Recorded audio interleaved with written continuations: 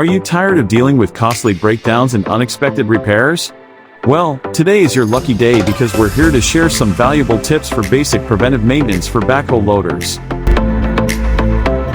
In this video, we'll walk you through essential maintenance practices that will keep your backhoe loader running smoothly and efficiently. Tip number 1. Regular fluid checks. Your backhoe loader relies on several fluids to operate optimally. Make sure to check the engine oil, hydraulic fluid, coolant, and fuel levels regularly. Tip number 2. Filter maintenance.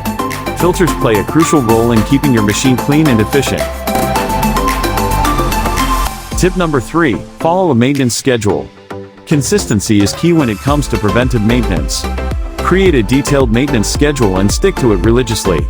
Now, you might be wondering where you can find high-quality backhoe loaders and construction equipment. Look no further than interstateheavyequipment.com.